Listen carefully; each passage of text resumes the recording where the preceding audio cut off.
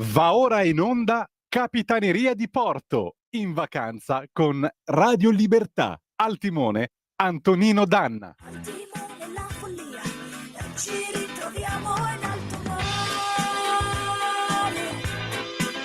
In alto mare.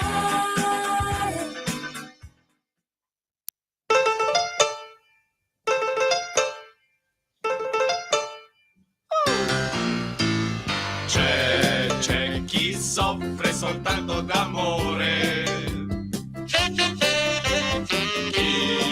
chi continua a sbagliare il rigore, c'è chi un giorno invece ha sofferto e allora ha detto io parto, ma dove vado se parto, sempre ammesso che parto. Ciao! A chi sbaglia a fare le strisce, ciao! A chi invece avvelena le tissie, uno tira soltanto di destro, l'altro invece c'ha avuto un sinistro, e c'è sempre qualcuno che parte, ma dove arriva se parte? La vita, e la vita è bella, basta avere l'ombrella, ti ripara la testa, sembra un giorno di festa. E la vita è strana, basta una persona, che si monta la testa, è finita la festa. C'è chi un giorno ha fatto furore e non ha ancora cambiato colore. C'è chi mangia troppa minestra, chi è costretto a saltare la finestra, e c'è sempre lì quello che parte, ma dove arriva se parte? Ciao! A chi sente soltanto la radio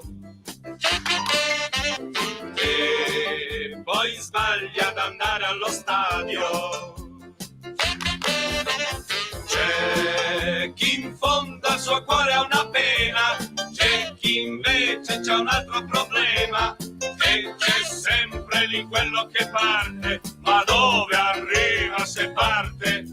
E la vita, e la vita è bella, basta avere l'ombrella, ti ripara la testa, sembra un giorno di festa. E la vita è bella, basta avere l'ombrella, ti Mi ripara la testa, sembra un giorno di festa.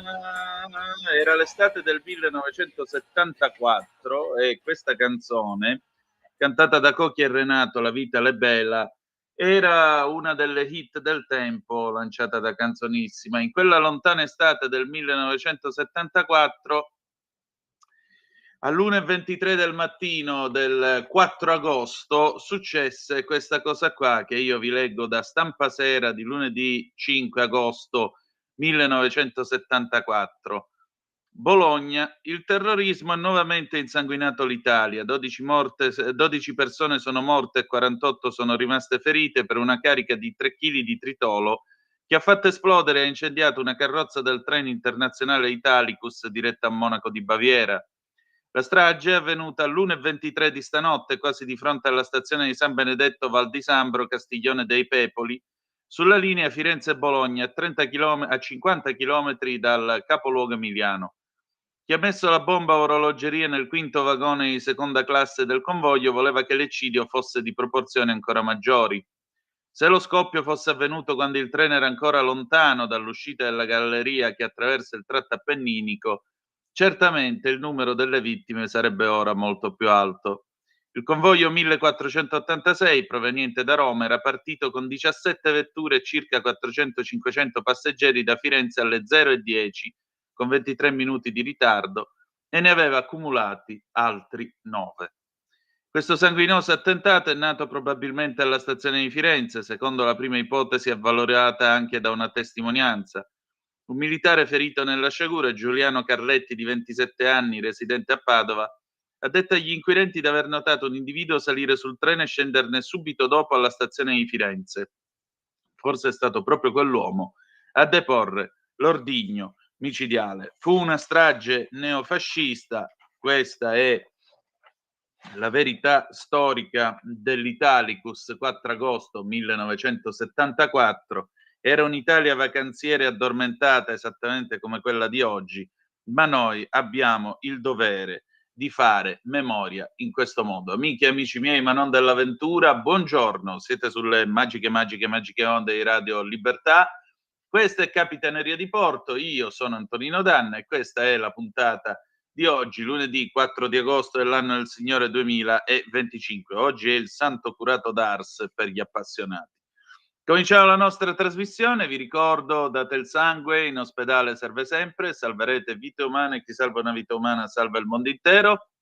Secondo appello, radiolibertà.net, fesso chi non lo legge, perché vi perdete un bellissimo giornale online dove ci sono i liberamente del direttore responsabile Giovanni Sallusti, gli autodafè di Giulio Cainarca, la rassegna stampa di Semmivarin, le videopillole e molto altro ancora.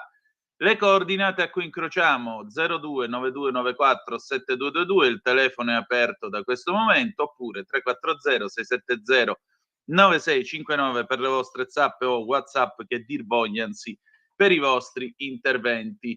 Vorrei anche dire un'altra cosa, voglio salutare in plancia comando i nostri Simoni che mi permettono di proiettarmi fino alle vostre orecchie. Grazie come sempre per il vostro lavoro e per la vostra disponibilità, ragazzi, che è la cosa più importante. Alcune comunicazioni di servizio. Questa è la penultima puntata che va in onda dalle 10:30 alle 12:30. Domani, 5 di agosto, andremo in onda sempre dalle 10:30 alle 12:30, dopodiché dal 6 di agosto ci sarà il cambio, cioè io passerò a sostituire Semmivarin fino alla fine di tutto il mese, quindi dalle 8:30 alle 10:30 saremo insieme per la rassegna stampa. Dopodiché dalle 12 alle 14 saremo insieme per Capitaneria di Porto, quindi l'orario di Capitaneria passerà, anziché le 10:30, passerà dalle 12 alle 14. Quindi se volete venite a mangiarvi la frittata di maccheroni qui ai Bagni Libertà, che riapriranno ovviamente accanto alla Capitaneria di Porto, riapriranno per la loro versione estiva, che sarà appunto la rassegna stampa. Lo sapete che tutti gli anni la rassegna stampa, quando la conduco io d'estate, va in onda dai Bagni Libertà, quindi i registi stanno alla cassa, qualcuno fa anche il bagnino, poi per il resto, o meglio, alla cassa ci sto io, permettete, e i registi fanno i bagnini, qualcuno fa anche il banconista, e quindi siete invitati a presentarvi, che abbiamo notizie, refreshments per tutti, ombrelloni, noccioline, caramelle e quello che volete. Bene, di che cosa tratteremo in questa puntata? Parleremo di soldi tra non molto, dopo il qui Parlamento,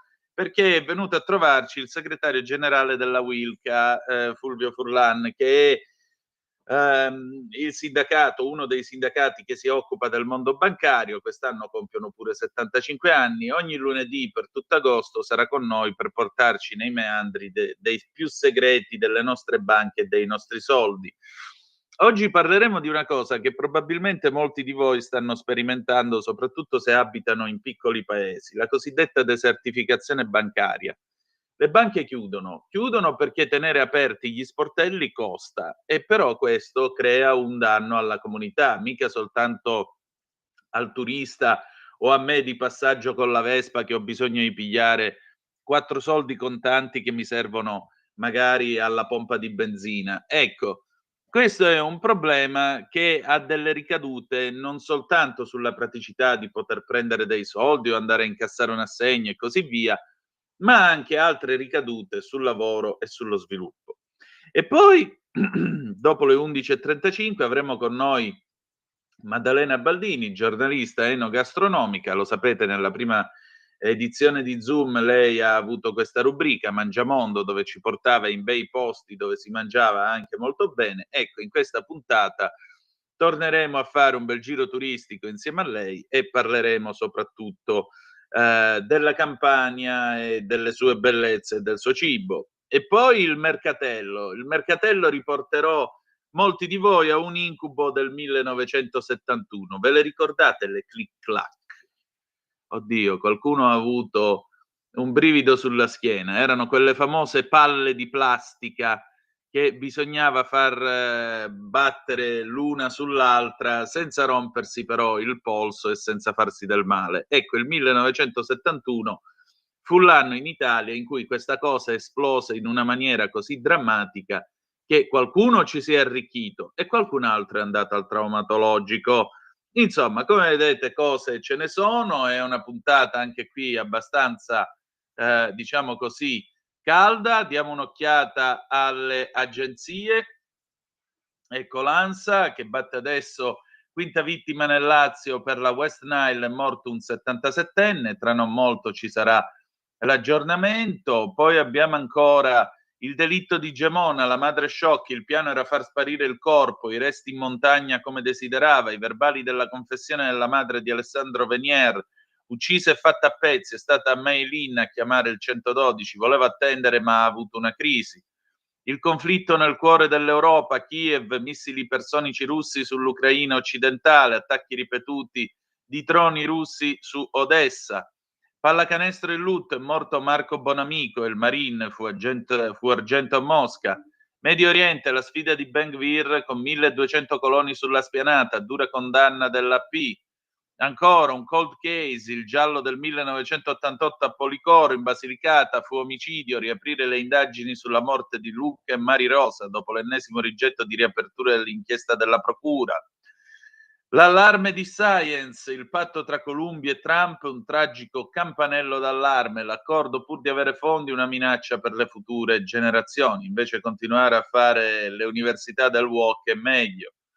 Andiamo a dare un'occhiatina anche alla BBC, la BBC che apre con il Medio Oriente, i leader mondiali condannano i video degli ostaggi israeliani emaciati tenuti in cattività in quel di Gaza, mentre la Croce Rossa chiede di poter avere l'accesso ai sequestrati a darli a visitare. Hamas ha detto che permetterà l'intervento della Croce Rossa solo se verranno aperti dei corridoi umanitari a Gaza.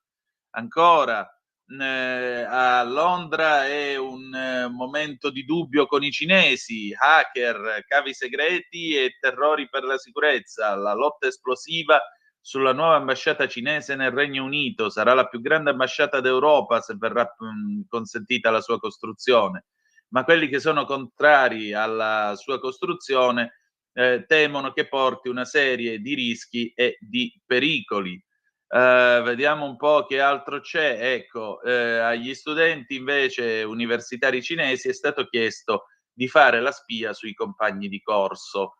Vengono anche intimiditi e molestati gli studenti che vengono da fuori, ma il ministero, i ministri comunque dicono del governo dicono che le minacce non saranno tollerate. Quindi con una mano dicono che va tutto bene, Madama la Marchesa, con l'altra mano dicono fanno ben di peggio, e così siamo tutti più contenti.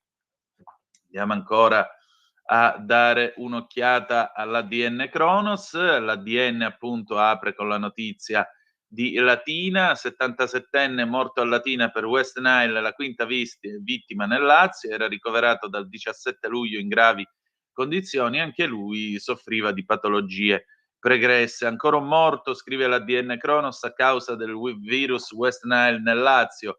Si tratta di un uomo di 77 anni deceduto presso l'ospedale Santa Maria Goretti di Latina. Il paziente, ricoverato in gravi condizioni il 17 luglio, soffriva di patologie croniche pregresse. Si tratta del quinto decesso legato al virus West Nile nella regione Lazio. Ancora, vediamo un po' che altro c'è di news. Migranti, almeno 76 morti e decine di dispersi in un naufragio al largo dello Yemen. A bordo dell'imbarcazione, scrive l'ADN, c'erano 157 persone, 32 sono state tratte in salvo. Ragazza morta in piscina, il giallo di Bagheria in provincia di Palermo. Ragazza morta in piscina, domani autopsia sul corpo di Simona Cinà. Le ipotesi al vaglio degli inquirenti. La procura indaga per l'omicidio colposo.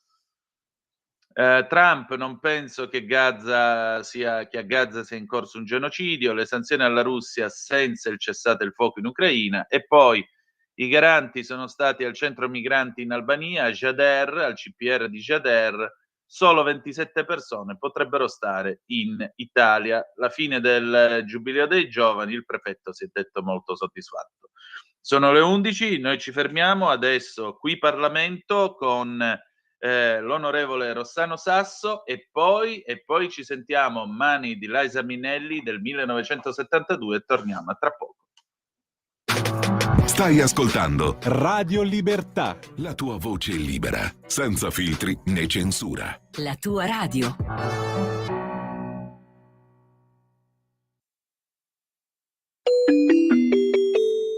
Qui Parlamento. L'ultima interrogazione in calendario oggi è quella della Lega, Grazie, la Presidente. illustra Sasso. Pavia, gennaio 2025. Attivista trans propone corsi di educazione sessuale finanziati dal comune a guida PD per bambini di 6 anni. Napoli, febbraio 2025. Una drag queen svolge una lezione di educazione sessuale in un liceo e invita gli studenti e adolescenti presenti in aula a lasciar perdere i consigli dei propri genitori che rovinano il lavoro che loro farebbero a scuola. Ecco, Ministro, per ragioni di tempo mi limito a citare solo questi 2 esempi tra purtroppo decine di episodi in cui attivisti politici e gruppi di pressione minoritari ma ben organizzati si sono insinuati nelle scuole italiane, nascondendosi dietro il cavallo di Troia della lotta alle discriminazioni e dell'educazione sessuale e all'affettività, ma col preciso intento di promuovere teorie queer, le chiamano così, e ideologia gender tra bambini e ragazzi. Una pericolosa visione e deriva ideologica su temi delicati e sensibili, quali quelli afferenti alla sfera sessuale, attuata con la complicità di alcuni docenti, pochi a dire il vero, ma pur sempre presenti nelle nostre scuole e spesso il tutto all'insaputa dei genitori. Le chiedo dunque, Ministro, quali iniziative intenda adottare per tutelare studenti, famiglie e libertà di scelta educativa. Ringrazio il Ministro dell'Istruzione e del Merito Giuseppe Valditara, ha facoltà di rispondere. Ministro, a lei la replica. Signor Presidente, gentili onorevoli, il disegno di legge sul consenso informato in ambito scolastico ha una finalità precisa: dare piena e concreta attuazione a un principio fondamentale della nostra Costituzione che tuttavia è stato troppo a lungo dimenticato. Mi riferisco all'articolo 30, che ha sancito il dovere e diritto dei genitori di istruire ed educare i propri figli. Un principio che dovrebbe permeare il nostro ordinamento scolastico e che con questa misura finalmente trova una declinazione chiara, coerente e rispettosa della sensibilità educativa delle famiglie. Il consenso informato preventivo è una misura di equilibrio e di buonsenso. Nell'idea di scuola che abbiamo in mente, autonoma, pluralista, capace di dialogo e di responsabilità condivise, questa disposizione rappresenta un tassello fondamentale perché consente a ciascuna componente del processo educativo, docenti, famiglie, studenti, di agire in sinergia nel rispetto reciproco dei ruoli, delle libertà e dei principi costituzionali. L'obiettivo è chiaro: garantire che, specificamente per le attività che riguardino temi attinenti alla sessualità, vi sia piena consapevolezza da parte delle famiglie rispetto ai contenuti e alle metodologie adottate. Una scuola trasparente è una scuola più forte, più credibile, più capace di svolgere appieno la propria funzione educativa e formativa. Sempre di buon senso inoltre la scelta di stabilire che per la scuola dell'infanzia e per la scuola primaria le attività didattiche relative alle tematiche della sessualità siano solo quelle previste dalle nuove indicazioni nazionali, senza il rischio che vengano trattati temi quali quelli connessi all'identità di genere che non sono adatti ad essere affrontati da bambine e bambini di quella età. Le nuove indicazioni nazionali si fanno carico di assicurare tutte le nozioni connesse alla riproduzione e alla conoscenza del corpo umano, ma soprattutto intendono rafforzare l'idea di una scuola che educa non solo alla conoscenza, ma anche ai sentimenti e alla qualità delle relazioni. Per questa ragione abbiamo dunque introdotto un'educazione che sappia coltivare la fiducia, l'empatia, la gentilezza. Signor Presidente, concludo ribadendo che il consenso informato che ho fortemente voluto e che continuerò a sostenere con determinazione anche nell'esame parlamentare nasce da una visione educativa precisa, quella che vede scuola e famiglia procedere insieme come alleati responsabili nel dialogo e nel confronto trasparente e consapevole. Ringrazio il Ministro Valditara. Facoltà di replicare il deputato Sasso. Grazie Presidente e grazie Ministro Valditara, sono pienamente soddisfatto per la sua risposta, ma vede, non la ringrazio solo da capogruppo della Lega in Commissione o da uomo di scuola, la ringrazio soprattutto da padre, perché sono tanti i papà e le mamme italiane che ci chiedono di fare in modo che le scuole siano un luogo sereno, dove i propri figli possano crescere, istruirsi, formarsi, grazie alla dedizione e alla professionalità della stragrande maggioranza dei nostri insegnanti, delle nostre maestre e dei nostri maestri. Con i provvedimenti voluti dalla Lega e con il disegno di legge che porta il suo nome, appunto con il DDL Valditara sul sostegno informato, noi stabiliamo un principio molto semplice, nel rispetto dell'articolo 30 della Costituzione che tutela la libertà di scelta educativa delle famiglie. Le famiglie, quando il DDL Valditara diventerà legge, dovranno essere informate preventivamente quando e se a scuola si intendano affrontare temi sensibili. Dovranno conoscere prima che ciò avvenga in classe il contenuto, il materiale didattico utilizzato e solo allora concedere o meno l'autorizzazione, appunto il consenso, affinché il proprio figlio possa seguire o meno tale attività. Non neghiamo nulla, è un principio liberale. Per noi viene prima la famiglia di un attivista ideologizzato o di un professore con una tessera di partito in tasca nell'educazione dei figli. Bene il divieto di svolgere lezioni di educazione sessuale alla scuola dell'infanzia e alla scuola primaria, fatto ovviamente eccezione per quella che è già prevista nelle indicazioni nazionali. Noi della Lega pensiamo che per bambini così piccoli l'educazione su certi temi spetti alla mamma ed al papà e non, lo ribadisco, come purtroppo a volte i colleghi di sinistra hanno inteso con proposte emendative, a qualche esperto esterno, magari frequentante qualche particolare associazione, che vada in classe a parlare, Ministro, di binarismo sessuale, di confusione sessuale a bambini di 6 anni.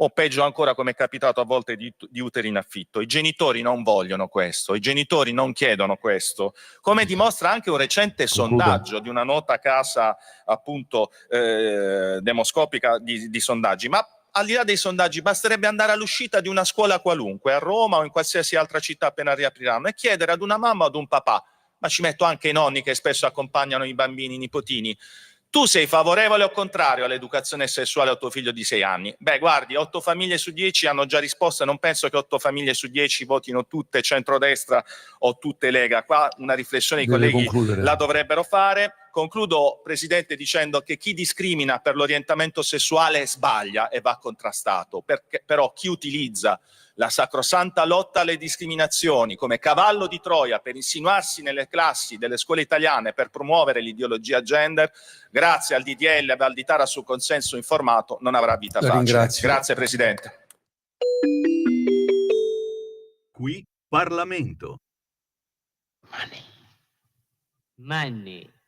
Money makes the world go around, the world go around, the world go around. Money makes the world go around, it makes the world go round. A mark, a yen, a buck, or a pound, a mark, a yen, a buck, or a pound is all that makes the world go around. That clinking, clanking sound that makes the world go round.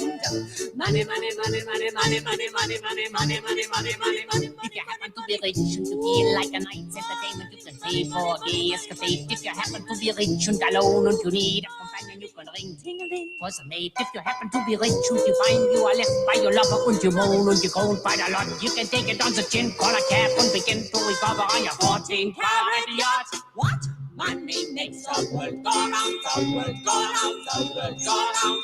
Money makes the go round, of that we both are sure. Being poor. Money, money, money, money, money, money, money, money, money, money, money, money.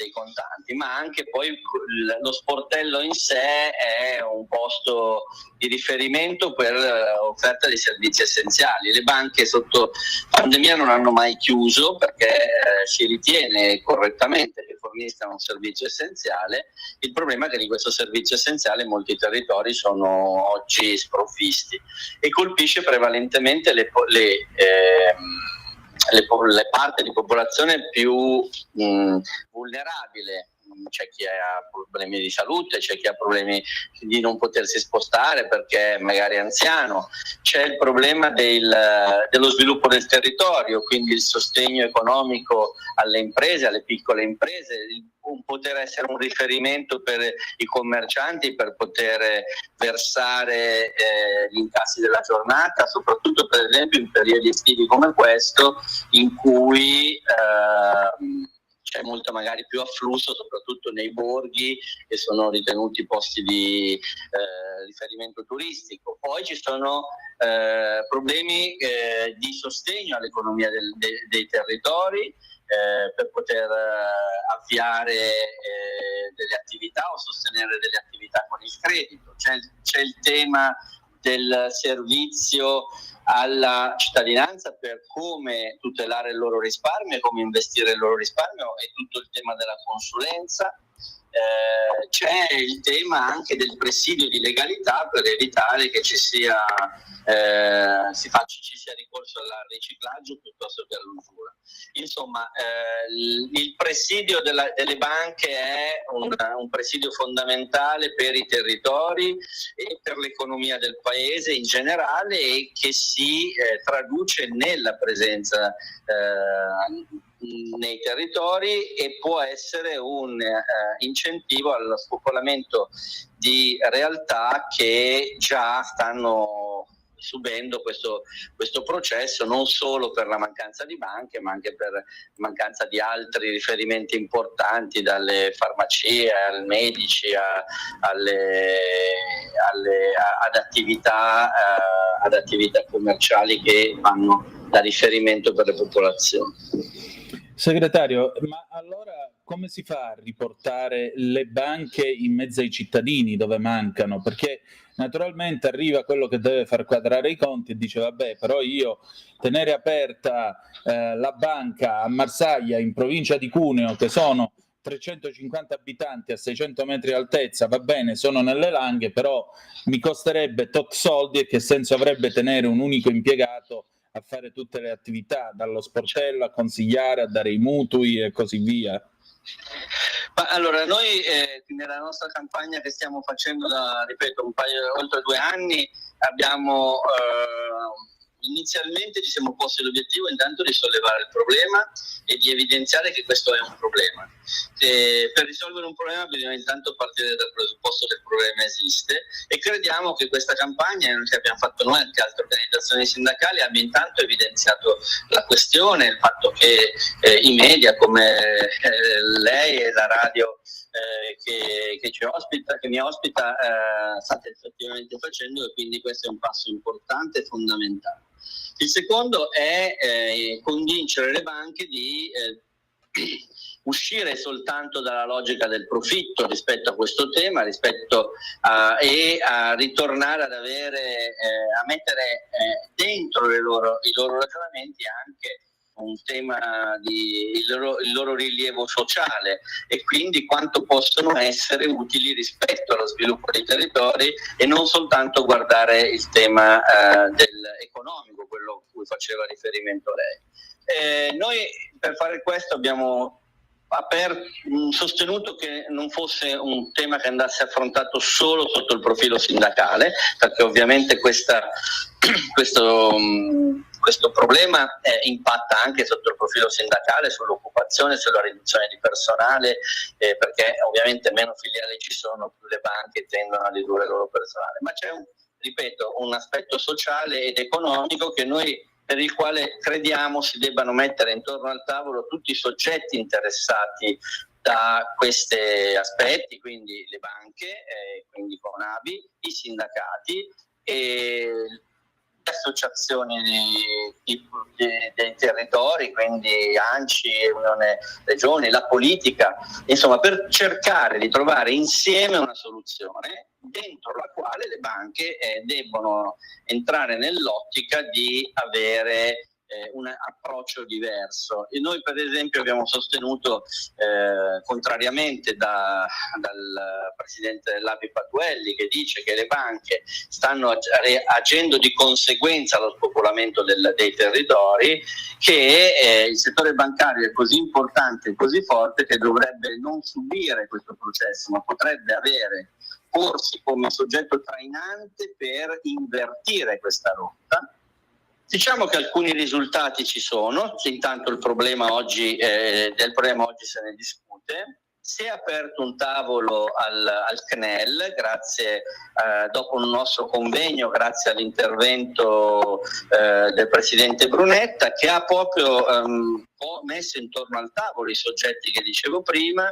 È stato fatto un documento che ora potrebbe tradursi in una proposta di legge, dentro la quale c'è tra l'altro la proposta di poter far concorrere di nuovo le banche alla gestione delle tesorerie dei comuni, oltre le poste.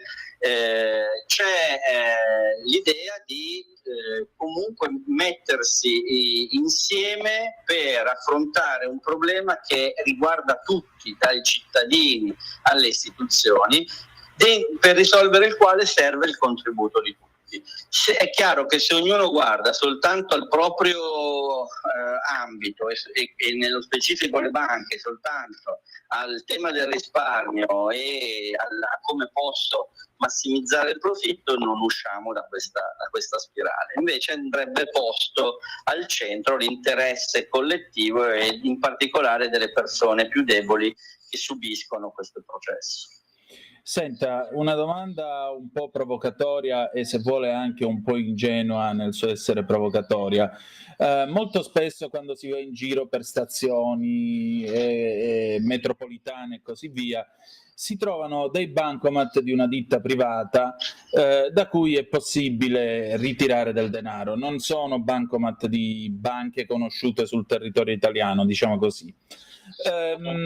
Si potrebbe, nei paesi dove appunto questa desertificazione è in atto, si potrebbe sfruttare per esempio il tabacchino o l'edicola del paese per installare un bancomat di un determinato istituto bancario e renderlo una sorta di punto di ritrovo con cui richiedere per esempio dei colloqui con i vari funzionari di banca quando qualcuno ha bisogno di un mutuo o ha bisogno di fare un versamento e così via? Ma sicuramente sì, nel senso che tra l'altro qualche banca aveva già provato a fare iniziative di questo tipo, utilizzando per esempio la rete dei tabaccai. Il tema è, oppure ci sono anche delle soluzioni per le quali il comune può favorire l'apertura di sportelli in condivisione fra alcune banche, in modo che ci sia il presidio tutti i giorni, ma magari non da parte della stessa banca. Cioè sono tutte soluzioni di cui si può discutere. Il problema è che per discutere bisogna mettersi insieme e anche fare un po' rete rispetto a soluzioni di questo tipo, in cui i vari istituti o i vari soggetti si mettano d'accordo per fare in modo che il servizio alle persone rimanga. Ripeto, è un servizio essenziale, è stato certificato durante la pandemia.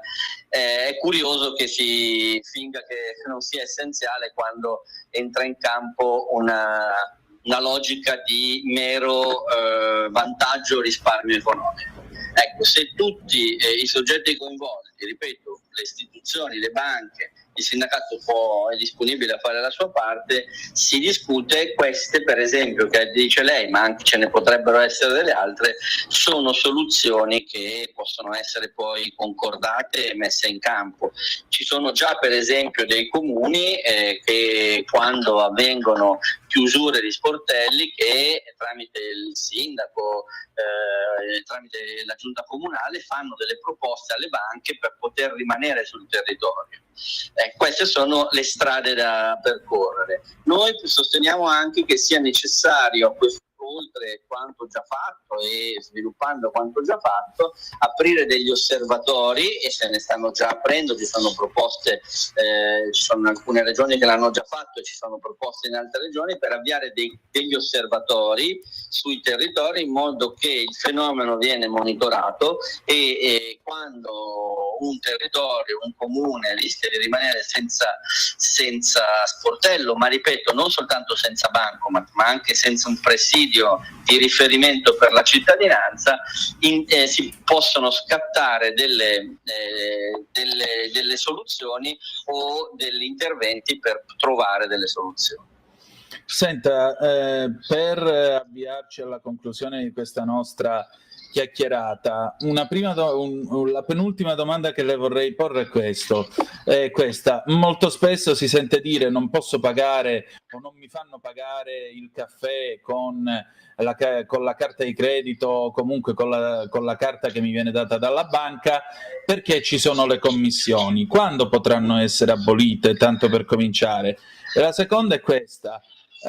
Ora siamo nel periodo in cui la frase solita che si dice è: ne parliamo a settembre. Ecco, a settembre voi della Wilca di che cosa parlerete?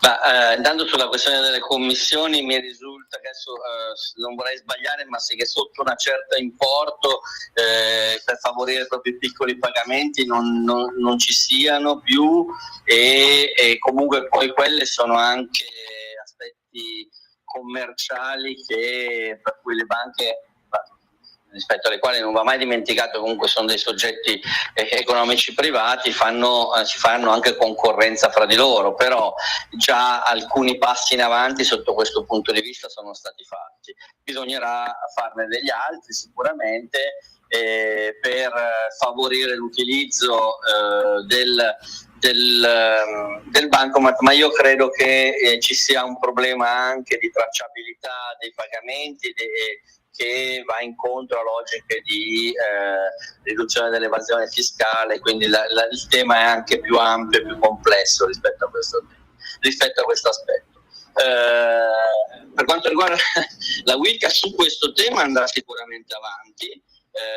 Noi abbiamo appena presentato al nostro esecutivo nazionale, e lo andrà online credo nei primi mesi, se non a settembre, credo comunque entro l'anno, un sito apposito che abbiamo fatto come Wilca, nel quale riportiamo, che è proprio concentrato sulla desertificazione bancaria, riportiamo i dati costanti della riduzione degli sportelli e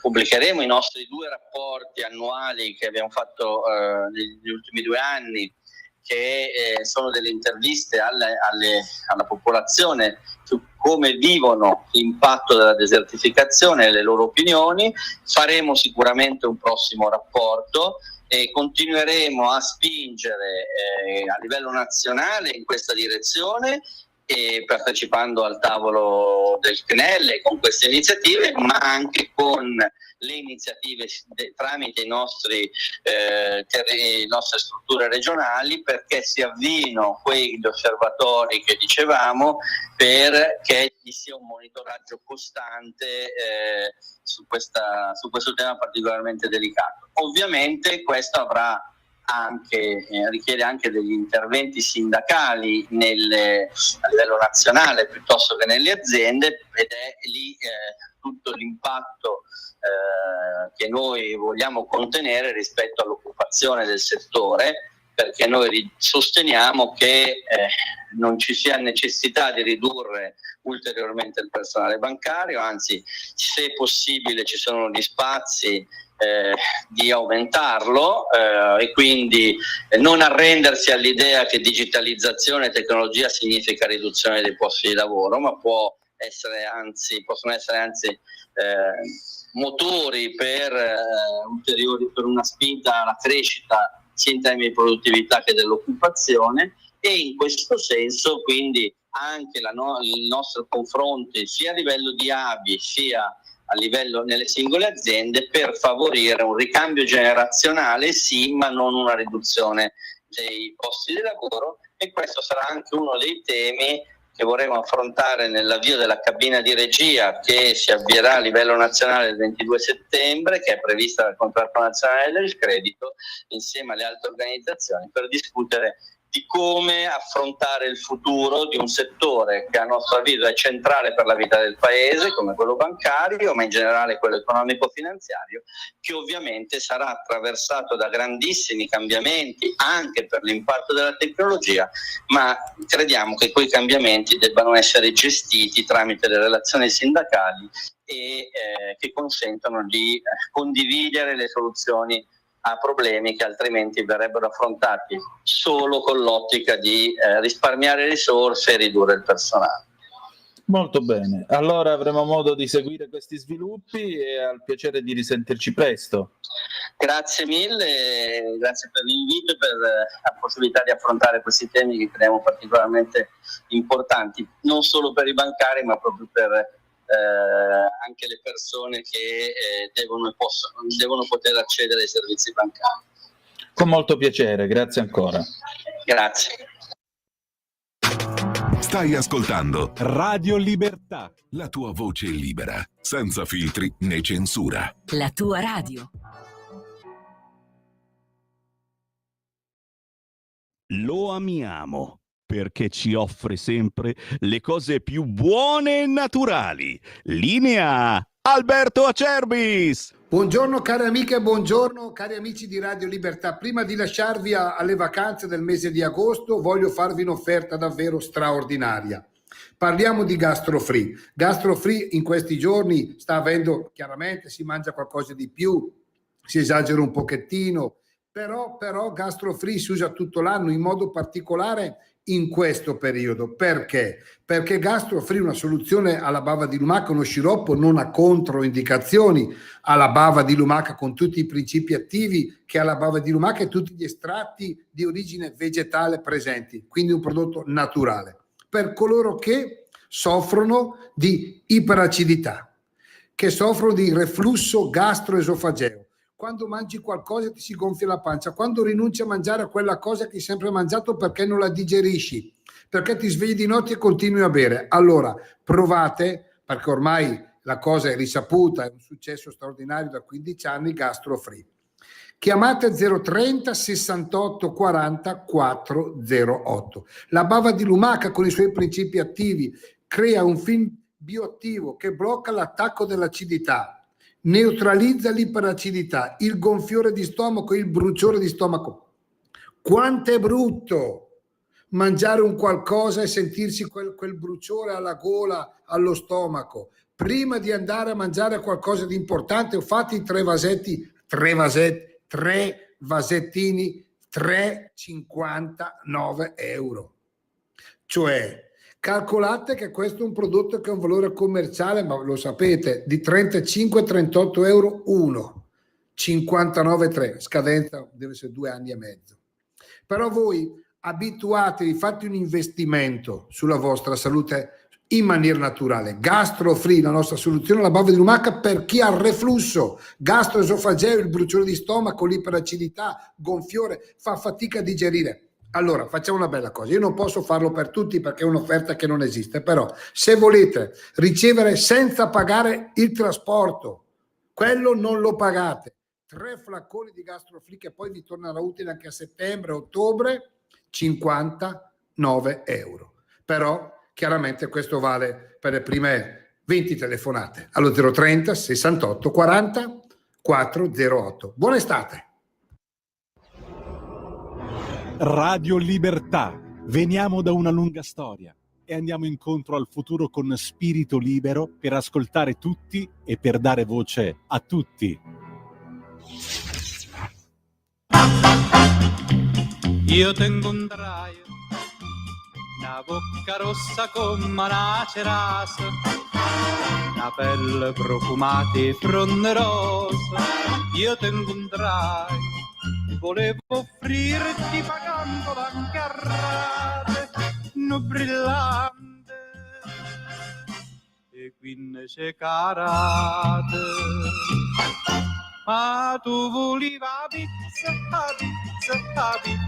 capummarola in coppa, capummarola in coppa. Ma tu volevi la pizza, capummarola in coppa, la pizza e niente più. Io ti portai a dove stanno i meglio ristoranti, a dove si mangia mentre il mare canta. Io ti portai entusiasmato da tutto sta parata, ordinai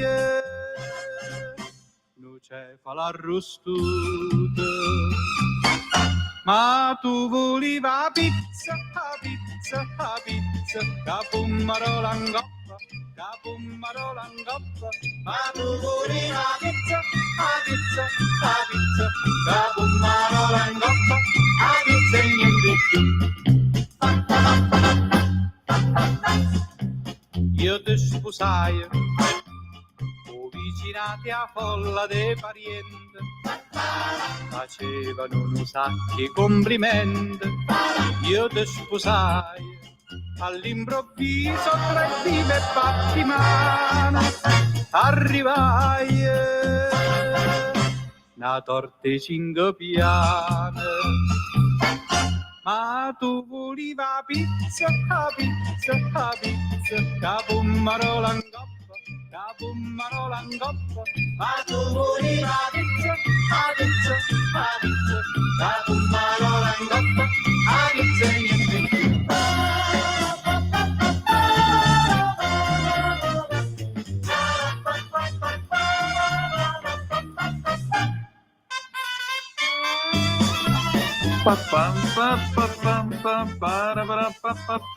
Immenso Aurelio Fierro, a pizza 1966.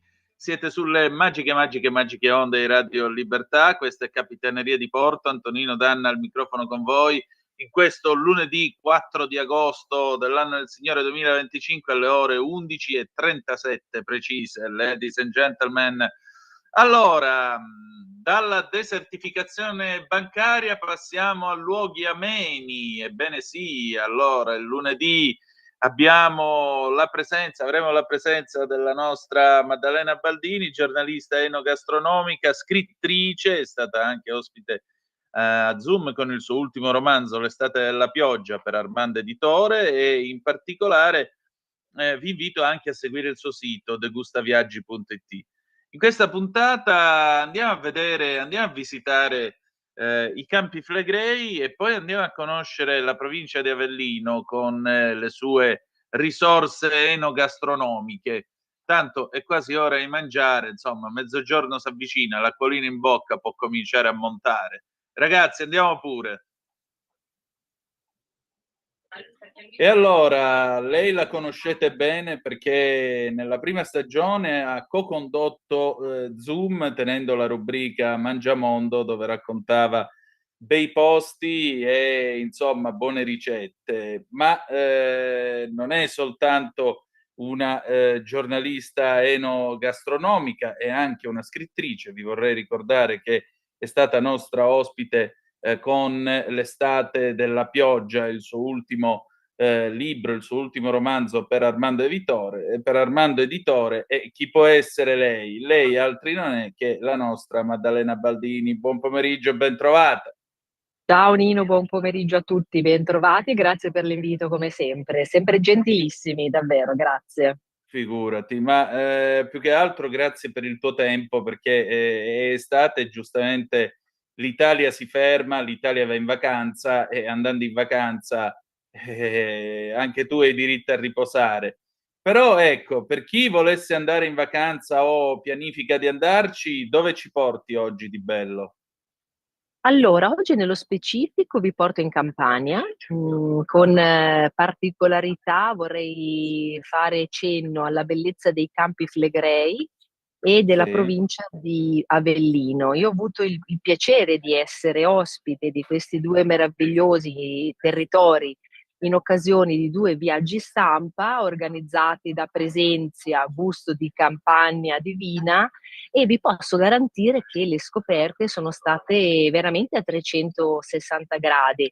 E quando dico scoperte, ovviamente parlo sia dell'aspetto enogastronomico, sia dell'aspetto culturale e territoriale, che sono veramente 2 territori molto belli, molto ricchi e molto interessanti, che vanno incontro un po' alle esigenze dei turisti più curiosi, magari quelli che hanno il piacere di trovare le eccellenze della tavola, quelli che hanno il piacere di trovare la bellezza del mare, la bellezza dell'archeologia, e anche insomma sono territori legati a a tradizioni antiche e comunque a una tavola incredibile, una tavola che nasce, come avviene spesso, diciamo, dalla vita o contadina o dalla vita di mare, ma che porta con sé delle peculiarità uniche in assoluto, ed è anche una terra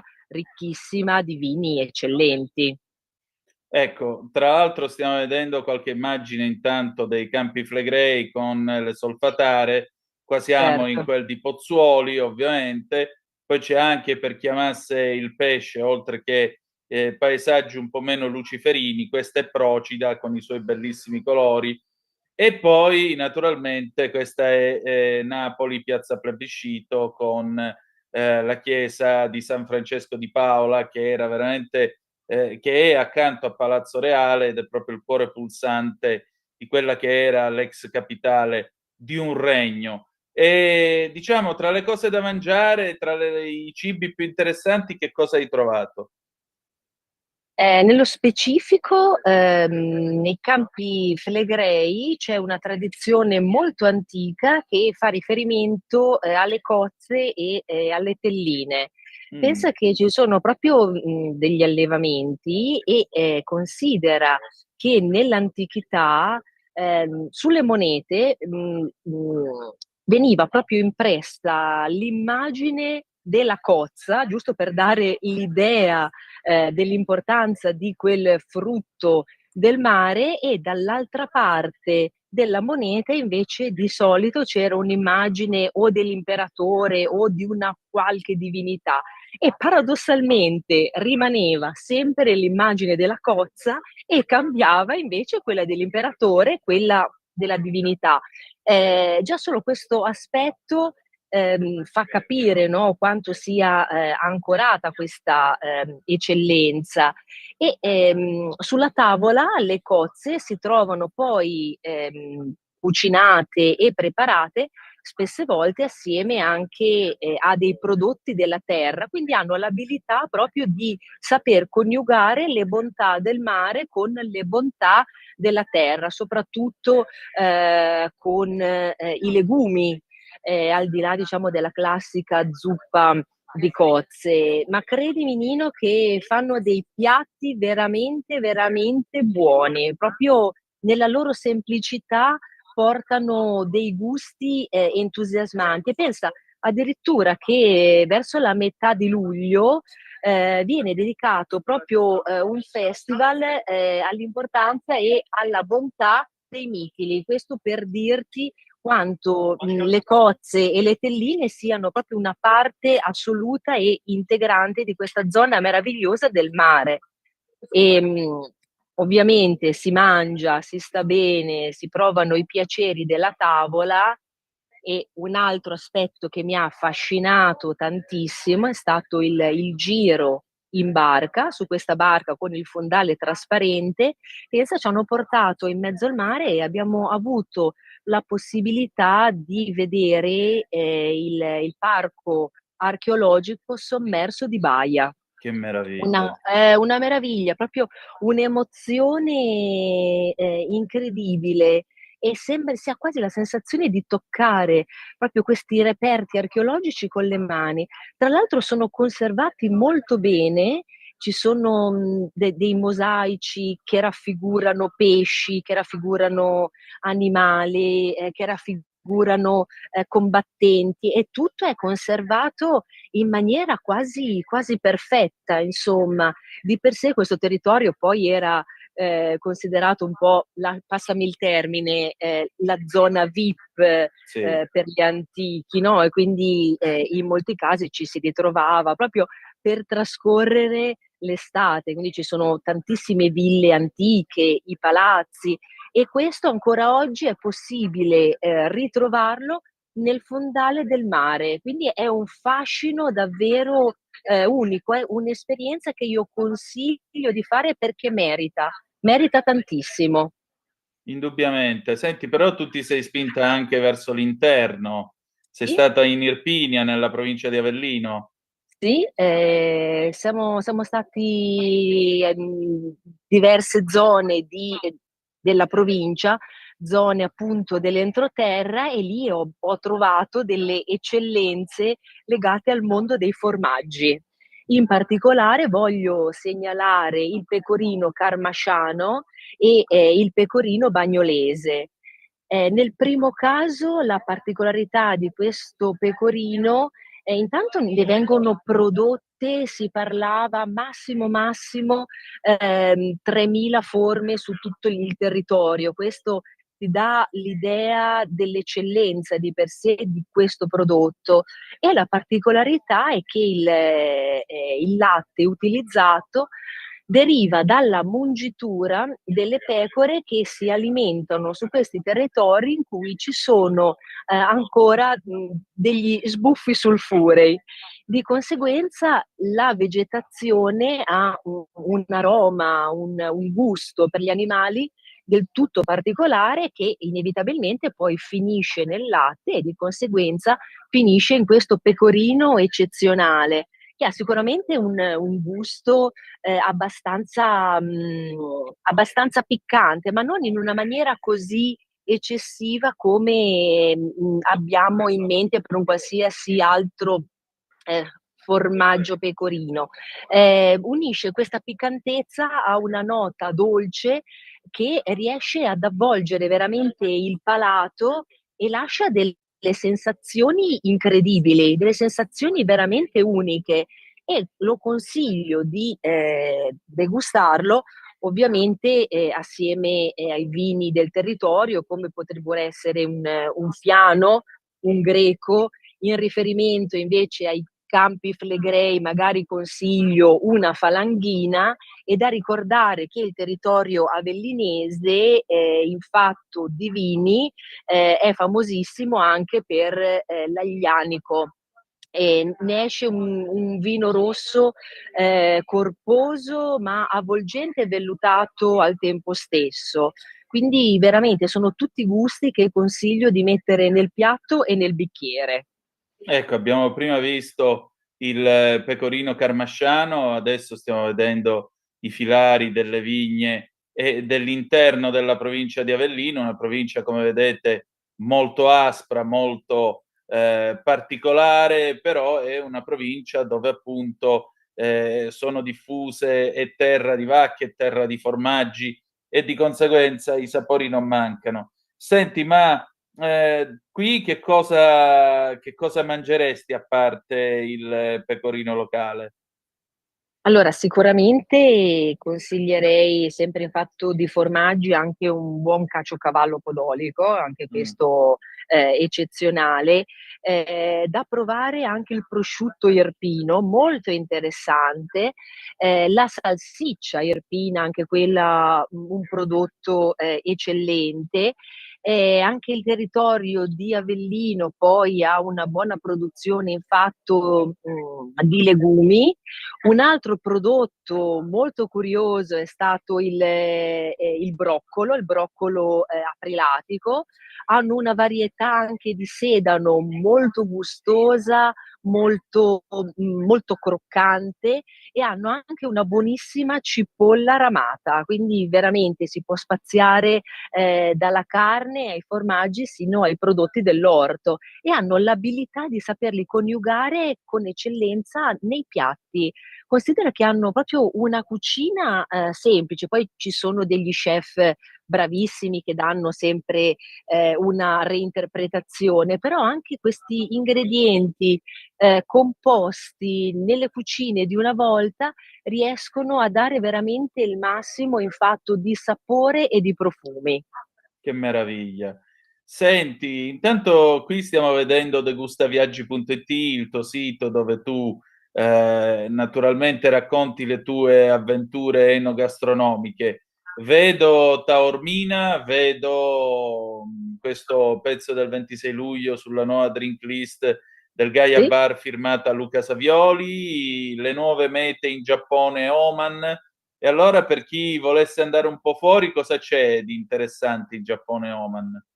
Beh, sicuramente il Giappone è un paese, soprattutto negli ultimi anni, viene scoperto e sta suscitando tantissima curiosità, proprio perché intanto è custode di una cultura molto diversa dalla nostra. Quindi il turista di oggi, al di là della bellezza dei luoghi, ha proprio anche il piacere di conoscere le tradizioni di un paese che si trova letteralmente dalla parte opposta dell'Italia.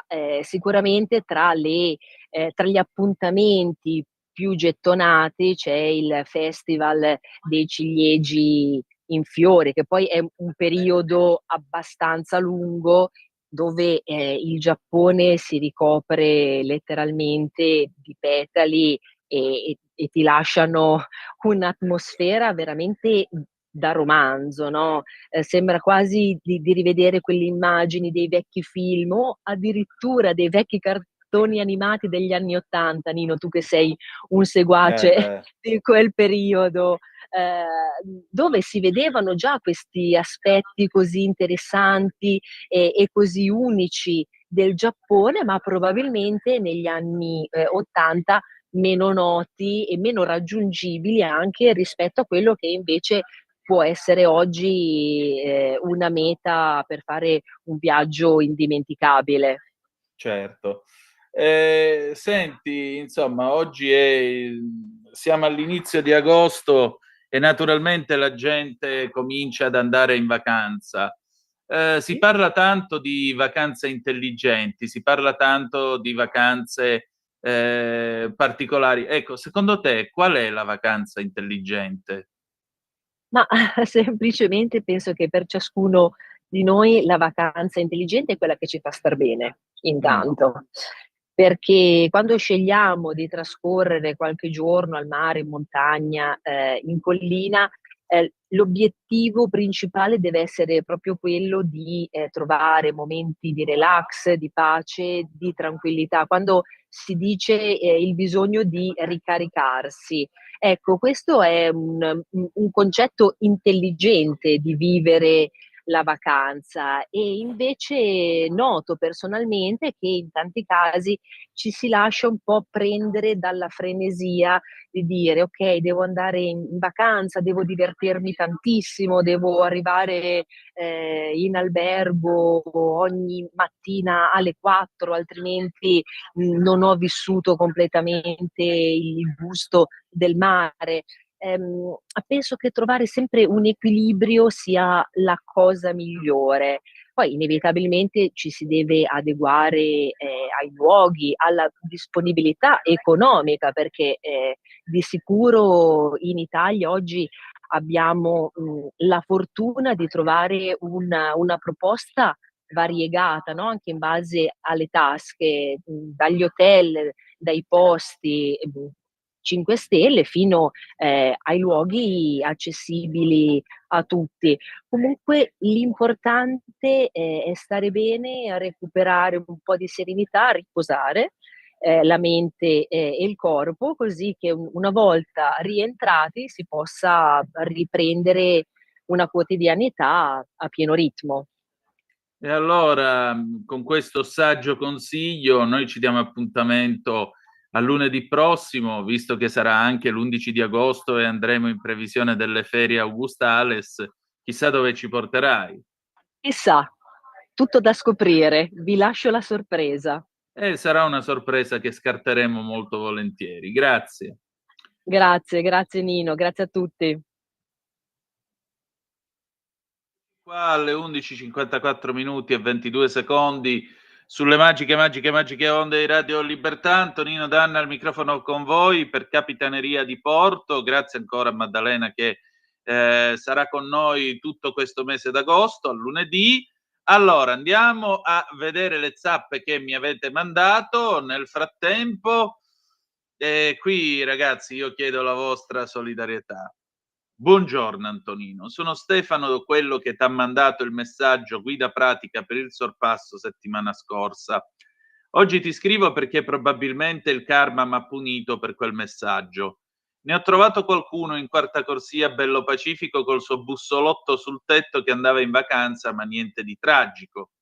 Il problema è che qualche fenomeno in ANAS, sei sicuro che sia l'ANAS, non è che qualche altro gruppo, ha ben pensato che questa settimana dal 4 all'8 agosto fosse quella ideale per riasfaltare tutta la A4 nel tratto tra Barriera Est e Cormano, entrambe le direzioni, svincoli compresi, quindi Milano Est, Cormano. Solo una corsia aperta per senso di marcia. Sono dovuto entrare da Cinisello in direzione Torino, uscire a Cormano, farmela tutta in coda per rientrare subito dopo la Barriera Est. Meglio che non ti dico alle 6:15 la coda che si era formata in Barriera Est direzione Torino. Secondo me per le 6:45 saranno arrivati a 10 chilometri. Vabbè, io mi sono perso mezz'ora di lavoro, più il resto, i miei 20 euro buttati in una mattina ce li ho messi. Vabbè, ma a loro tanto che gliene frega, la gente darà la colpa a Salvini. Saluti Antonino, mancano 4 giorni, dai. La mia solidarietà più totale, spero anche di tutti gli altri ascoltatori, perché francamente è abbastanza pesante. Poi Pietro mi scrive, potente Antonino, a voglia. Come no, dalle 10:30 alle 12, cosa va in onda? Comunque grazie che ci sei Pietro. Allora, giustamente Pietro mi chiede aggiornamenti sul palinsesto da giorno 6. Vi spiego come sarà allora la mattinata. 8:30, 10:30 la rassegna stampa con me. Poi 10:30, 11 liberamente e uno spazio musicale. Dalle 11 alle 12 gli speciali di Auto da Fe, delle repliche e poi dalle 12 alle 14 torno io con Capitaneria di Porto. Al martedì, fino al 14 di agosto, Capitaneria di Porto non andrà in onda dalle 12 alle 14, ma dalle 12:30 alle 14 perché c'è Regioniamoci Sopra di Zulin. Poi dal 18 agosto saremo 8:30, 10:30 il sottoscritto, 10:30, 12 Auto da Fe in diretta perché torna Giulio Cainarca e poi dalle 12 alle 14 tutti i giorni il sottoscritto di nuovo. Va bene? Questo è quanto. Le 11:57 minuti e 35 secondi, andiamo a dare un'altra occhiatina. Vi stavo dicendo della questione dell'Albania qui sull'ADN Kronos. Migranti in Albania, la visita dei garanti al CPR di Jader, solo 27 persone potrebbero stare in Italia. Il numero estremamente limitato delle persone attualmente presenti rende non giustificato il trasferimento in Albania di queste persone. Sentite un po' qua cosa scrive l'ADN Kronos. Il numero estremamente limitato delle persone attualmente presenti nel CPR, appena 27, insieme con la disponibilità di posti nei centri collocati sul territorio nazionale, rende non giustificato il trasferimento in Albania di queste persone. Così il garante delle persone sottoposte a misure restrittive della libertà personale della Regione Lazio, Stefano Anastasia, e la garante delle persone private della libertà personale di Roma Capitale, Valentina Calderone, al termine della prima visita al centro di permanenza per i rimpatri, CPR, e al carcere di Jader in Albania per una rilevazione dei flussi, sfazi, servizi, procedure, colloqui personali con gli ospiti della struttura. Anche se abbiamo potuto verificare che le risorse umane, professionali, finanziarie a disposizione dell'ente gestore consentono al momento un trattamento adeguato dei trattenuti, naturalmente ci sono difficoltà per i rapporti con i familiari e i legali dovute alla collocazione nel centro in territorio albanese e potenziali rischi per l'assistenza sanitaria, laddove non dovesse essere sufficiente quella prestata all'interno del centro, e manca inoltre qualsiasi opportunità di attività nelle lunghe giornate all'interno del CPR, aggiungono. Il centro di Geder, spiegano i garanti, è sotto la responsabilità della Prefettura di Roma e questo configura una competenza territoriale dei garanti delle persone detenute di Regione Lazio e Roma Capitale, che sono stati accolti dai dirigenti della Polizia di Stato e dell'ente gestore del CPR, Medi Hospes, i quali hanno permesso un'analisi approfondita della situazione, offrendo ogni elemento utile di conoscenza. Con questo noi ci fermiamo, un jingle e poi apriamo il mercatello con un pezzo degli Squallor, Palle del 1974. State a sentire bene l'intro. Per la tua pubblicità visita il sito radiolibertà.net. Sempre più liberi con La tua radio è il nuovo sito che mette in prima pagina opinioni, firme, notizie, uno sguardo nuovo e originale sui fatti che ci circondano. Il nuovo quotidiano online. Semplicemente radiolibertà.net.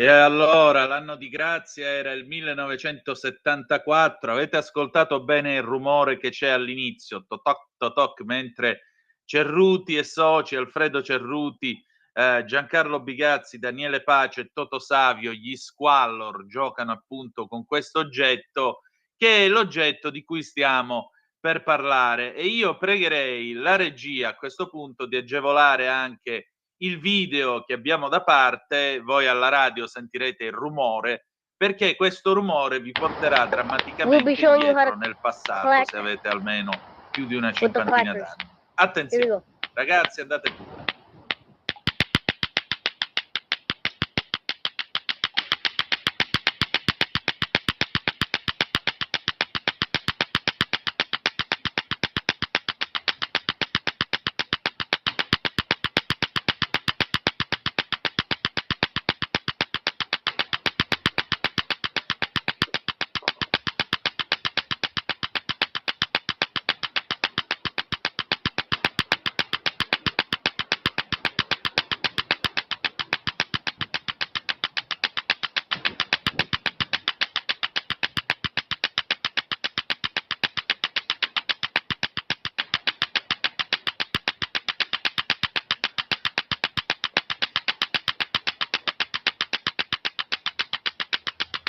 How long can you go?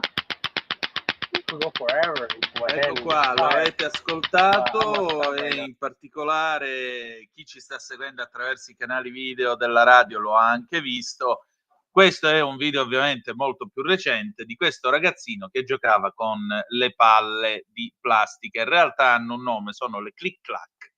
Click Clack, e quest'oggi al mercatello della Capitaneria di Porto parliamo di questo rumorosissimo oggetto che nel 1971 si abbatté sull'Italia come una vera e propria valanga, o se preferite come una vera e propria iattura. Le click-clack sono delle cose, sono appunto questa sorta di mini bolas, vedrete ora le fotografie che saranno proiettate, è una sorta di bolas, è un filo che ha 2 palle di plastica alle estremità, una sul lato e una sull'altro. Qual era l'obiettivo di questa cosa? L'obiettivo di questa cosa era di farle andare su e giù, perché c'era un anello in cui si infilava un dito, si faceva andare su e giù velocemente, e nel farla andare su e giù velocemente si produceva sempre più rumore. L'obiettivo naturalmente era quello di, come si dice, di fare più rumore, di farle sbattere più velocemente possibile, fare casino, lo possiamo tranquillamente dire, e naturalmente passare tempo in questo modo. Ora, nel 1971, direte voi, in Italia ci si divertiva veramente con poco. Sì, ma le cose non è che andarono così facilmente. Perché? Perché nel 1971 intanto questa cosa partì malissimo. Io voglio citare qui gli amici di recensionimalsane.com che ha dedicato un articolo alle click clack, e in particolare il prodotto fu messo in commercio a giugno del 71 grazie all'intuizione dell'industriale Clemente Martinelli, un fabbricante di oggetti in plastica, le cui officine erano situate a Robbio Lomellina. Il successo nel nostro paese, che raggiunse il suo culmine nell'agosto di quell'anno, fu immediato e clamoroso, come spiega un articolo della Stampa del 12 agosto del 71. Una cosa del tutto casuale, racconta il Martinelli, incontro un amico appena tornato dall'America, mi fa vedere 2 palline di plastica unite a un filo. Mi dice che si tratta di un nuovo gioco in voga in America e me le lascia. L'industriale torna a casa con le 2 palline. Quella notte non ho dormito, mi frullava un'idea in testa ma non riuscivo ad afferrarla. L'indomani ne parla coi suoi collaboratori, erano tutti molto increduli. Mi hanno detto che avrei perso del tempo, che nessuno le avrebbe comprate. Ma l'industriale era ormai deciso, ho fatto fare uno stampo e abbiamo fabbricato 2000 palline. Poi sono andata a Roma con uno dei miei rivenditori.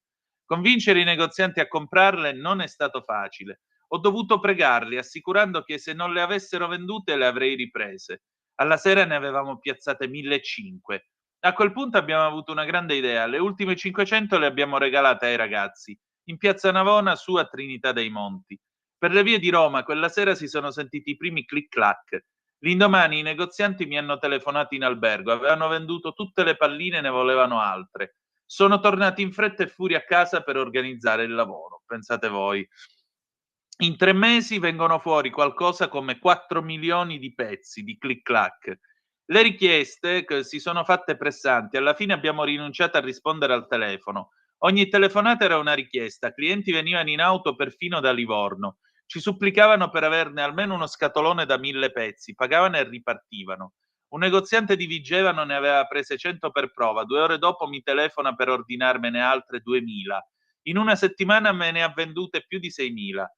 Adesso l'industriale è partita all'assalto di altri mercati, il Belgio e l'Olanda. Le richieste aumentano ogni giorno, dovrei raddoppiare la produzione ma non è possibile. Del boom delle palline godono anche altri fabbricanti. La ditta che mi fornisce la corda di nylon, dice Martinelli, ha sospeso le ferie per far fronte alle mie richieste. L'ultimo ordine fatto è stato 1 milione di metri. Il proprietario dell'azienda è venuto a trovarmi, sembrava impazzito, non voleva credere ai suoi occhi. Un ordine del genere non l'aveva mai ricevuto prima. A Robbio c'è una piccola tipografia dove vengono stampate le istruzioni da allegare a ogni coppia di pallina. Me ne devono dare 90.000 al giorno, sono 2 fratelli, da un mese mangiano e dormono vicino alle macchine, non hanno più tempo per andare a casa. Il parroco di Robbio, nello stesso articolo, in un registro crepuscolare e pascoliano, diceva: la sera dopo il tramonto, quando gli uomini ritornano dai campi, si sente da lontano il caratteristico clic-clac. Come i tamburi nella giungla fungono da richiamo. Al primo seguono subito gli altri, per le strade, nei bar, sulla piazza. Pensate un po' voi che roba. Ma nel 1971 ci sono anche i guai, perché il 18 di agosto, ricorda Recensioni Malsane, il Corriere della Sera scrive che a Palermo un colpo della pallina dei click-clack, il gioco importato dal Giappone, ha paralizzato il braccio destro di una bambina di 6 anni, Antonella S., figlia di un operaio dei cantieri navali. Il medico del pronto soccorso presso il quale la piccola è stata portata dalla madre ha prescritto il ricovero di Antonella presso il reparto di neuropsichiatria infantile dell'ospedale civile.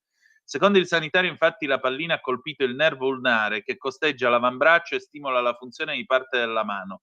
Pertanto una cura ortopedica, secondo il referto medico, non sarà sufficiente a restituire la funzionalità del nervo. Bisognerà praticare alla piccola polivitaminici e antinfiammatori e se queste terapie non dovessero avere successo, sarà necessario ricorrere all'elettroshock. Negli stessi giorni a Mestre una ragazza di 15 anni si ferisce gravemente a un occhio e viene sottoposta a un intervento chirurgico per la ricostruzione del bulbo. Pensate un po' voi che roba. In Germania un bambino ad Amburgo si colpisce alla tempia qualche giorno dopo e muore sul colpo. Il 10 di agosto del 71, io ho qui l'archivio storico della Stampa, Ischia mette al bando il terribile click-clack. Nell'isola non c'è più un posto libero, ma gli stranieri, specie i tedeschi, sono assai meno numerosi. E poi soprattutto appunto c'è questo divieto delle palline, dei rumori e di tutta sta roba qua. C'è da notare che, scrive la Stampa, c'è da notare che nonostante i gravi inconvenienti del superaffollamento, la gente è decisa a godersi intensamente le vacanze. Mentre si sente ripetere in giro Ischia ormai finita, diventa sempre più proibitiva, l'anno 21 non ci verrà nessuno, la linea del divertimento non conosce interruzioni. Le palline click-clack, tormento degli altri centri balneari della penisola, qui sono state messe al bando. L'inevitabile stress del passatempo snervante è stato riversato su altri più consistenti diversivi. Fin dalle prime ore del mattino, sulle azzurre acque che circondano l'isola da Ischia a Porto Laccameno, da Forio a Sant'Angelo, da Carta Romana ai Maronti, sfrecciano imbarcazioni da diporto di ogni tipo, cabinati di lusso, motoscafi di plastica, gommoni, barchi a motore. Praticamente miliardi, miliardari.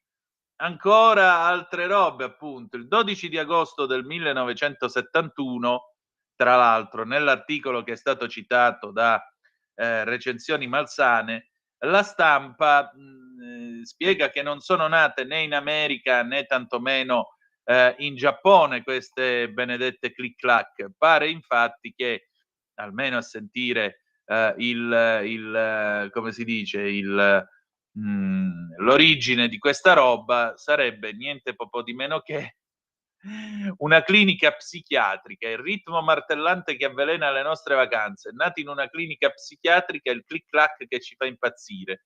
Così afferma l'industriale pavese che ha avuto la felice idea di lanciarlo sul mercato italiano. In un ospedale norvegese veniva fatto usare dai pazienti a scopo terapeutico.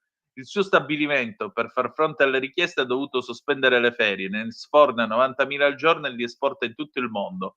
Ora è in animo di lanciare il click-clack gigante. Straordinario. Accanto, tra l'altro, all'imprenditore, la figlia minore, Daniela, 9 anni, si cimenta con le palline. Un leggero movimento del polso, un rapido ondeggiamento, poi click-clack, click-clack. Il rumore si ripete all'infinito, ossessionante. Signor Martinelli, non ha mai ricevuto lettere di protesta, telefonate di persone esasperate? Sorride divertito. Per ora no. Ma il risultato ottenuto mi ripagherebbe anche di qualche insulto, non le pare? 4 milioni di palline in giro per il mondo, a 65 lire la coppia fanno una bella sommetta. Difficile dargli torto, anche se queste terribili tic-tac, inventate in un manicomio, rischieranno di farci diventare tutti pazzi, scriveva Francesco Fornari per La Stampa. Tra l'altro, proviamo a vedere quanto valgono oggi queste 65 lire del 1971 per rovinare la vita alla gente, perché naturalmente non è che la cosa dilagò e finì lì tra gli applausi degli altri, della gente. No. La gente si incazzò e non poco, addirittura ci fu qualcuno che finì in tribunale per colpa di queste click-clack. Vediamo un attimo qui sul convertitore infodata, il sole24ore.com. Voi potete sul Sole 24 Ore calcolare quanto valevano le lire italiane del passato e convertirle in euro attuali. Bene, 65 lire dell'estate del 71 sono pari a 57 centesimi attuali. Quindi pensate un po', si potevano scassare i cabasisi alle persone a prezzo ridottissimo. Cosa succede il 22 di agosto del 71 qui sulla Stampa? Pensate un po', a Ivrea viene denunciato un 20enne, finirà davanti al pretore per il clic-clac rumoroso. Tra l'altro a quel tempo erano ancora minorenni a 20 anni, vi ricordo che la maggiore età era 21, poi nel 75 è stata abbassata a 18. Alcuni ragazzi stavano facendo una gara, i vicini infastiditi hanno chiamato la polizia, multato per disturbo della quiete pubblica. Un giovane di Ivrea finirà davanti al pretore per il gioco del clic-clac, è il primo caso che si registra in Italia ed è destinato certamente a fare scalpore. Il commissario di polizia, dottor Giuseppe Battegazzorre, ha elevato contravvenzione al giovane per il disturbo della quiete pubblica, sequestrandogli l'arma del reato. L'episodio è avvenuto ieri sera ad Ivrea e va inquadrato nella lotta ai rumori in corso in città con la collaborazione di tutte le forze dell'ordine. In via Guarnotta, stretta strada del centro storico, su un muretto erano seduti diversi giovani che si godevano il fresco, in tasca le immancabili clic-clac. A un tratto a qualcuno è venuto in mente di organizzare una gara e tutti insieme si sono messi a far schioccare le palline per vedere chi avrebbe resistito più a lungo. Il crepitare delle palline ha però infastidito più persone. Da molte finestre e balconi sono partiti inviti a far meno rumore, ma i giovani insensibili hanno continuato la loro gara, accompagnata da grida e risate. Qualcuno allora ha telefonato al commissariato per protestare e poco dopo sul posto è giunta una pattuglia che si è limitata a invitare i giovani a smettere il gioco e non disturbare. Per il gran caldo di questi giorni le finestre sono infatti quasi tutte aperte, in quelle condizioni è difficile riposare se sulla strada i rumori sono forti. Il gruppo si è calmato e la pattuglia si è allontanata. Poco dopo però gli agenti sono tornati sul posto per un nuovo controllo e con loro sorpresa hanno notato che un ragazzo continuava imperterrito a giocare. Gli agenti a questo punto hanno chiesto al funzionario come dovevano comportarsi. Il dottor Battegazzorre è stato esplicito. Il giovane andava contravvenuto. È stato così identificato per Danilo Brunasso, 20 anni, di Aosta, domiciliato per ragioni di lavoro a Ivrea. Il giovane ha dovuto consegnare con grande dispiacere le sue palline agli agenti. Non ho voluto sfidare gli agenti, ha detto il giovane, continuando a giocare con le palline. La verità è che quando loro se ne sono andati la prima volta, dopo che anch'io, come i miei amici, le avevo riposte in tasca, senza accorgermene me le sono ritrovate in mano. Ormai è un vizio. Certo, non pensavo di incorrere in una denuncia. E ora però, insomma, ora, a quel tempo se l'è dovuta vedere con il pretore di Ivrea. L'ultimo clic-clac, con questo chiudiamo il nostro mercatello di oggi, è di venerdì 10, sabato 11 settembre del 1971, le lettere alla Stampa. C'è il signor Giuseppe Ranieri che scrive alla Cronaca di Torino: mi permetto di sottoporre all'attenzione una situazione che è diventata intollerabile. Si tratta della piazzetta antistante al santuario della Consolata. Fino a poco tempo fa era un luogo tranquillo, dove transitava per lo più gente che si recava a pregare nel celebre santuario torinese. Oggi è diventata una bolgia, dalle 10 del mattino alle 18 una squadraccia di teppisti, per non chiamarli peggio, urla, schiamazza, gioca, fa assordare i passanti col clic-clac e quel che è peggio disturba coloro che si recano a pregare in chiesa con commenti e lazzi osceni. Alcuni giorni fa c'era un pellegrinaggio di non so che parte d'Italia. La signora che fungeva da cicerone alle soglie della chiesa dovette interrompere 4 volte le sue spiegazioni per far tacere un mascalzoncello che faceva schioccare le infernali palline. Quei ragazzacci vanno a sedersi sui gradini dei negozi circostanti, imbrattano i muri con disegni volgari e addirittura sbarrano il passo a gente che vorrebbe entrare in qualche bottega della piazzetta ma che poi non osa farlo per paura di quello sbarramento di maleducati. Possibile che neanche alle chiese e ai santuari si possa accedere con tranquillità oggi? E soprattutto al santuario della Consolata, parte integrante della storia cittadina? Ah, saperlo. Vedete un po' voi, nell'estate del 71 che cosa succedeva. Buongiorno, io non lo vedo, sono le palline. Poi, vedi, questo è un nostro ascoltatore che ha riconosciuto il rumore. Qui c'è qualcuno che mi scrive ma non si firma, però se vuoi, anzi, fai una bella cosa, telefonami. 0292947222, dai, che ci racconti meglio. Ciao Antonino, io c'ero e con mio fratello avevo le clic-clac e ci siamo divertiti un mondo. Ero bravissima, facevamo le gare per vedere chi riusciva a farle andare per più tempo. Bellissime, ce le ho ancora e ogni tanto le uso. e comunque il rumore non era forte, si sopportava benissimo e che la gente non era abituata ai rumori. Oggi tra radialini e amplificatori è molto peggio. No, adesso tu fai una cosa, mi telefoni in diretta, cara ragazza, e in diretta ci fai sentire le click clack, perché a questo punto vogliamo che il mercatello ci riporti indietro al 1971. O chiami e ti esibisci per telefono con le click clack, oppure registri un vocale con WhatsApp e ci fai risentire le click clack dopo 54 anni. Perché poi la cosa più divertente, insomma, di questa vicenda fu che le click clack nel 71 hanno proprio l'esplosione, il botto iniziale. Nel corso degli anni 70 hanno continuato a vendere senza tanti problemi, hanno avuto una sorta di revival verso il 79, scrive recensionimalsane.com, ma poi negli anni 80 sono andate a scemare. Immagino che chi le produceva, insomma, per quelle 65 lire abbia fatto un buon affare. Oggi su eBay, tra l'altro, si trovano 10-15 euro secondo il modello, per cui se volete provare a rompervi un polso, se non siete bravi, se siete maldestri, allora potete comprarvi le click clack e provare a tornare indietro all'inizio degli anni 70. Meraviglioso, veramente meraviglioso. Comunque forse era anche una scuola, permettetemi la battutaccia, era anche una scuola di vita, perché uno imparava che nella vita ti possono anche scassare i cabasisi. Va bene, clic clac. Adesso noi continuiamo la nostra trasmissione 0292947222 se volete essere dei nostri. Io aspetto sempre questa nostra anonima clic clacchista che si palesi attraverso il telefono, perché a questo punto io voglio proprio sentirla esibirsi con l'apparecchio, se no amen. Poi abbiamo la DN Kronos, Israele Hamas, Gaza, Netanyahu valuta una soluzione militare per liberare gli ostaggi.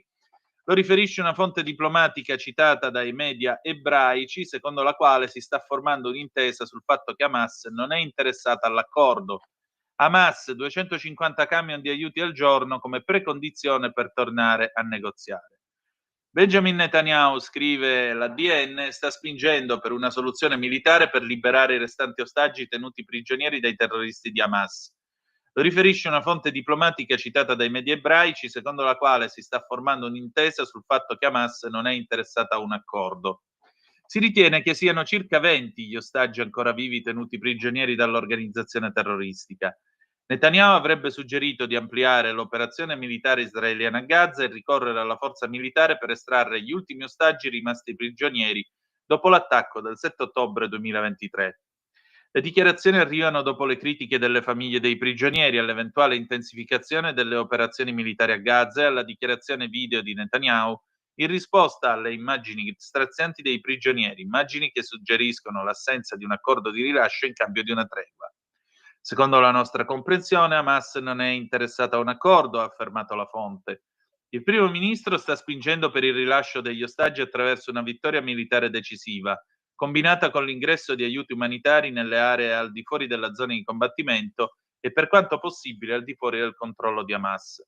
La fonte non ha specificato le modalità di attuazione del piano, ma ha aggiunto Israele in contatto con gli americani, riferendosi ai commenti dell'inviato speciale statunitense Steve Witkoff, secondo cui Washington mira a porre fine alla guerra di Gaza piuttosto che ampliarla e non è più interessata ad accordi parziali per il rilascio degli ostaggi. Almeno 250 camion di aiuti umanitari al giorno nella striscia di Gaza come precondizione per tornare al tavolo delle trattative. Questa è la richiesta di Hamas, riferita al Jerusalem Post da una fonte, per riprendere i negoziati con Israele, che è stata trasmessa ai mediatori nei giorni scorsi. La nuova politica del gruppo islamista rifiuta qualsiasi dialogo con Tel Aviv, a meno che non si verifichi un miglioramento significativo della situazione umanitaria. C'è una crescente consapevolezza che Hamas non è interessata a un accordo, ha commentato un funzionario israeliano. Siamo in trattative con gli americani, di conseguenza il primo ministro sta spingendo per il rilascio degli ostaggi, perseguendo al contempo una soluzione militare, unitamente alla fornitura di aiuti umanitari alle aree al di fuori delle zone di combattimento e, per quanto possibile, alle regioni che non sono sotto il controllo di Hamas. Intanto almeno 21 palestinesi sono stati uccisi nell'ultimo giorno a Gaza nel raid di Israele. Tra le vittime ci sono diverse persone che cercavano di raggiungere i centri di distribuzione degli aiuti. Lo riferisce Al Jazeera.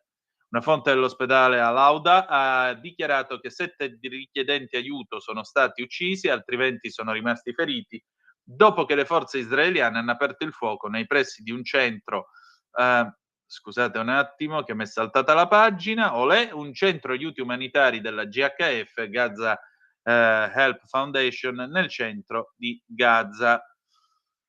Infine, attivisti israeliani, tra cui gli amici dell'ostaggio Ron Braslavsky, comparso in un video diffuso dalla Jihad islamica nel fine settimana, hanno bloccato l'ingresso degli aiuti nella striscia di Gaza e tagliato gli pneumatici di camion provenienti dalla Giordania, lo riportano i media israeliani.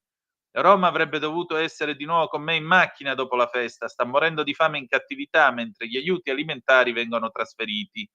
Viene fornita piena assistenza a chi ne ha bisogno. Non permetteremo che ciò accada, stiamo lottando contro questo, ha detto uno degli attivisti, che come Braslavsky aveva il ruolo di addetto alla sicurezza al festival musicale Nova il 7 ottobre del 2023. Il Ministero della Salute di Gaza, guidato da Hamas, intanto informa che 5 persone sono morte nelle ultime 24 ore. Il numero di decessi per malnutrizione nella striscia ammonterebbe adesso a 180, inclusi 93 bambini. Le 12:25 minuti, noi adesso ci avviamo così alla chiusura della nostra trasmissione. Ovviamente il telefono è ancora aperto allo 0292947222 oppure, se volete, 340 670 9659 se volete intervenire attraverso la zappa o il WhatsApp. Vi volevo leggere questa notizia della BBC, appunto, di chi fa la spia che non è figlio di Maria, è probabilmente figlio di Mao. Gli studenti cinesi nelle università britanniche vengono spinti a spiare i loro compagni di corso allo scopo di impedire la discussione di temi che sono molto sensibili per il governo cinese. Questo è quello che riferisce un nuovo report pubblicato dal think tank UK China Transparency. Dice che la sua inchiesta sugli studenti di studi cinesi ha anche sottolineato dei report di ufficiali del governo cinese che avvisano gli studenti di evitare di discutere alcuni temi durante le loro lezioni. Tutto ciò si apprende dopo che una nuova legge è entrata in vigore, ponendo maggiore responsabilità sulle università per mantenere la libertà accademica e la libertà di parola. L'ambasciata cinese a Londra ha definito il report come infondato ed assurdo, aggiungendo che la Cina rispetta la libertà di parola nel Regno Unito e ovunque. L'Office for Students, l'ufficio per gli studenti, dice che la libertà, quindi l'agenzia che si occupa di supervisionare questo particolare aspetto della vita universitaria, dice che la libertà di parola e la libertà accademica sono fondamentali per l'istruzione superiore. Le nuove norme entrate in vigore la settimana scorsa dicono che le università debbano fare di più per promuovere attivamente la libertà accademica e quella di parola, incluso in casi in cui le istituzioni hanno degli accordi con altri paesi. Addirittura, se questo non viene fatto, ci possono essere multe per milioni di sterline. Il report del think tank China Transparency dice che alcune università sono riluttanti a trattare il tema dell'interferenza cinese, questo perché naturalmente molto spesso basano le loro entrate sulle tasse pagate dagli studenti cinesi. Con questo abbiamo finito, noi ci diamo appuntamento domani alle 10:35 trattabili sulle magiche onde di Radio Libertà, e grazie per essere stati con noi. Ci salutiamo con Fausto Papetti, Anem e Core del 1971, e che dire di più che the best is yet to come, il meglio deve ancora venire. Vi ha parlato Antonino Danna, buongiorno.